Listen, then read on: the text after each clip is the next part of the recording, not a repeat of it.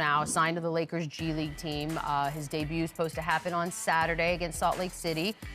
He will still be on the roster for tonight's game, but the plan is playing in G League home games, and he will shuttle between the Lakers and South Bay. Chandler, do you love the plan? Yeah, I do. I think this was the big picture plan from the moment draft night happened and they selected Bronny James. And this is a project. No matter his last name, his father's name, this is a project, and this is where he's going to develop for most of this season. And I think the biggest thing that could hurt him is him going down there and playing outside his game. He's not a guy that's going to go down there and average 30 points a game. He needs to master his role in the G League and where he can find value on the Los Angeles Lakers team this season, because a lot of guys go down there and they take it like a negative thing, which kind of is in a way, because you have, but it's a development, it's a process. You go and get minutes, you stay in shape. You have to use this as a catapult to what you're going to do in the real league on the Lakers. So I don't want him to go down there. I don't want him to force shots. That's not his game. He needs to do all the little things that got him to this point that's going to give him value on the actual Lakers team. So I think it's good. I think it's smart. I think it's going to give him reps. He's clearly not getting minutes on the Lakers. So Fair. It makes sense. This is exactly where he should be. But star in your role down there. Don't play any different. Don't force. Don't press. To me, what this signifies is it's an actual commitment to Bronny James, right? They want to keep him close to the NBA team, have him with South Bay as much as they can, play in the home games, because they feel like there's value in being with LeBron. There's value with being AD. There's value in competing and practicing and learning what's it like to be around the other young pros, you know, the guys that's trying to get going, the Connects of the world, you know, even a D'Lo who's still very young in his career, Hachimura. It's value in being around those guys, being in that environment, being in that practice facility, and learning those sets at that speed. You know, it's going to be talent in the G League for sure, and he's not going to go out there and, you know, the way that his game is, he's more of a facilitator. He's going to go out there, be a 3-and-D guy. He's going to attack the rim. He's going to be a slasher.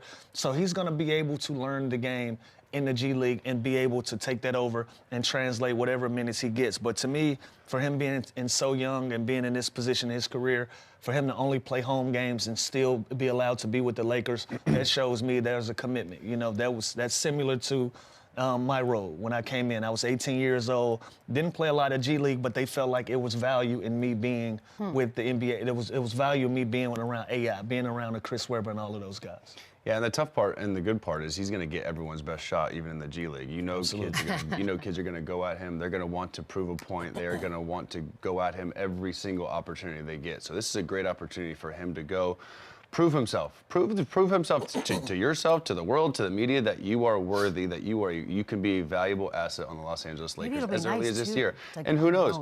Barring his production or his value or an injury on the main team, like, he could be right back. So just stick with it and play your game, and I think he'll be just fine. Well, let's talk about the Lakers for a second here, too, because they did lose to the Grizzlies the other night. We didn't really get into it, the JJ Redick part of it, calling out his players. Everyone basically not named LeBron was called out. D'Angelo Russell got a special shout-out for his lack of compete. And then after that, he left the presser. Here's JJ. JJ, you're talking a lot about two or three guys, getting them to put in the effort. You've talked a lot about wanting to play hard and LeBron being the guy that played hard in tonight's game. How do you address that with the team? What's your philosophy for approaching that? I just did. It's good. It's beginning. Love it. I do. So what is it? That's not real frustration. You're not frustrated that much yet, right? This is a little bit showmanship. We said one of the issues and one of the faces of adversity he was going to have to deal with was this. And when push comes to shove and when shit hits the fan and when they go on a losing streak, the Duke comes out. How does he handle it? And this being kind of his first opportunity to handle it differently, he didn't, which again, I think he's frustrated. I think clearly there's a clip of him slamming his chair after the D'Lo shot selection. He talks about how D'Lo is great sometimes, but then he reverts back to old habits sometimes. There's clearly a frustration and a disconnect between that player and coach. But I mean, listen, this he knows better than this. He played in this league for a long time. He was just on the other side of it with the media. You have to handle these situations better. But I mean, it's frustrating, and this is one of the questions. Like, can he handle the love when they were hot early on to start the season? Yeah. Can he handle the negative criticism that he's going to get when they go and smoke some games like this? So I think he'll learn from this. I don't think it's going to happen often, but it's probably a frustrating position to be in. This is why we didn't think this job there was some baggage with this job. Yeah. This is a classic example of that. I don't love the optics, right? Because if I'm a player And I've competed against this coach, by the way. It's not like, you know, he's some 70-year-old guy that it's only history of the things that he's been able to accomplish before. Like, no, some of these guys have competed with and against JJ Redick. And so if you're coming out and you're calling me out, you're storming out, and this is the position that you're taking in so early in the season at 4-4, it's like, well, what's going to happen if we actually do go on a skid? What's going to happen if we actually do have a misunderstanding, if this is our level of communication early on?